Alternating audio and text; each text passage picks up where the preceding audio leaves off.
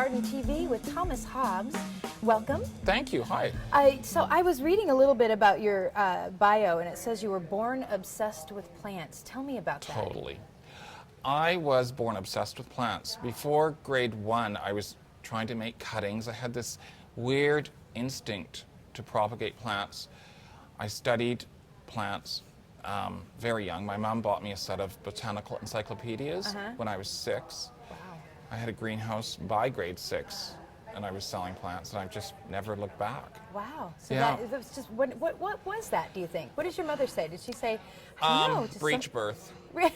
Really? Yeah, that's how she explains it. Well, and you've been able to make a career out of it. So tell me a little bit about what you've been up to. I thought I would go to university and become a landscape architect, but I just by fluke opened a little plant shop in the early 70s.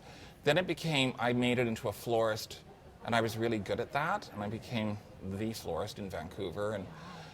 And then but secretly I always wanted a nursery. So in 1991, I sort of was given a nursery that was going bankrupt. They brought me in as a partner. I said, I'll work for free and I'll turn it around. Wow. And then I bought it, not telling them how well it was doing. Southlands Nursery in Vancouver. Wow. So that's fortuitous and savvy of you to...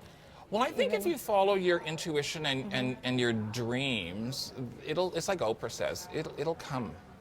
It'll flow in. Yeah, and then on top of that, you've written a couple books. Yep, Shocking Beauty, which was my first book. That's a beautiful cover. And this is my second book, The Jewel Box Garden. This is the paperback. That's beautiful. Yeah, I was very into using succulents, and that's a really big trend now, even in a cold climate. Instead of just petunias and geraniums.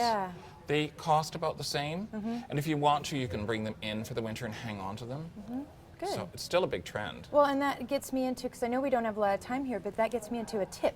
If you had one thing that you could impart to our viewers that would be your gold nugget of information, what would you say? Think of your plant as a baby, a human baby. If you left a baby on the windowsill and went to Hawaii, it would be dead when you came home. It's the same thing. Which isn't funny, that's true. No, I know, but you have to be blunt to get your point across, because people are fogged out. You've got to keep it alive with food, light. If you're going away for a month, get someone involved to take care of it, because it's a baby. Yeah.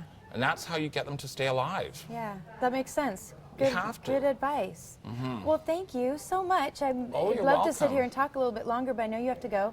I appreciate you taking the time out of your schedule to talk to us. Oh, it's great. Thanks. Yeah. Bye, everybody. And good luck with the rest of your adventures. Thanks. I'm Holly Hamilton, and you're watching Garden TV.